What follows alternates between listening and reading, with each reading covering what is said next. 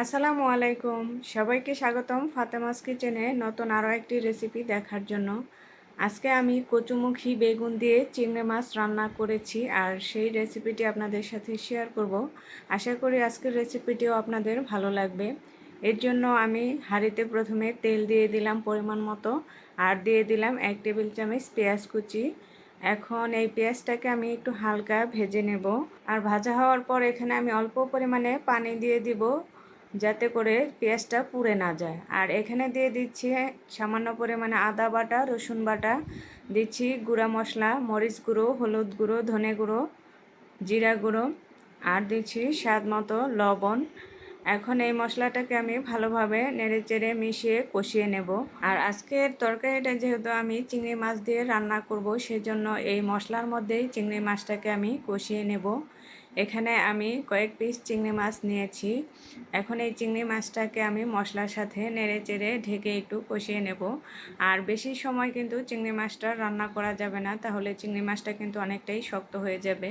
তাই আমি 1 মিনিটের মতো চিংড়ি মাছটাকে কষিয়ে নিয়েছি। আর এখন কষানো হয়ে গেছে, চিংড়ি মাছগুলো আমি নামিয়ে নিচ্ছি। আর নামানোর পর এখানে আমি কচুমুখিগুলো কেটে ধুয়ে রেখেছি।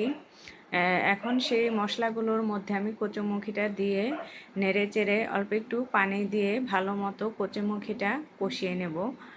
আর কিছু কিছু কচুমুখি আছে যে অল্প রান্না করলেই সিদ্ধ হয়ে যায়, কিন্তু আমার আজকের এই কচুমুখিটা সিদ্ধ করতে অনেকটাই সময় লেগেছে। আচ্ছা, যাই হোক, তারপরও সিদ্ধ হয়েছে। এখন এখানে আমি একটা ছোট সাইজের বেগুন হলুদ, মরিচ, লবণ দিয়ে ভেজে নিয়েছি। এখন সেই বেগুনগুলো আমি কচুমুখির উপরে দিয়ে দিলাম, আর আগে থেকে যে কষানো চিংড়ি মাছটা সেটাও দিলাম, আর কয়েকটা কাঁচামরিচ দিয়ে দিলাম।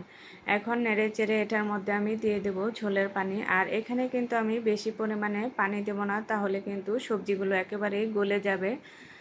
যেহেতু সবগুলো সবজি কিন্তু আগেই সিদ্ধ হয়ে গেছে, এখন শুধু যেই পরিমাণে ঝোলের পানি রাখবো ততটুকু পানি দিয়ে আমি রান্না করে নেব। আর এই যে রান্নাটা কিন্তু আমার হয়ে গেছে। এখন নামানোর আগে আমি দিয়ে দিচ্ছি ধনেপাতা। এখানে চাইলে আপনারা ভাজা জিরে গুঁড়ো দিতে পারেন। এখন রান্নাটা শেষ।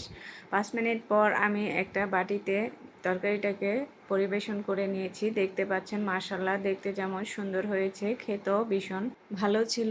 আর আজকে আমার রেসিপিটি কেমন লেগেছে অবশ্যই কমেন্ট করে জানাবেন। আর আজকে এই পর্যন্তই। সবাই ভালো থাকবেন, সুস্থ থাকবেন। আল্লাহ হাফেজ।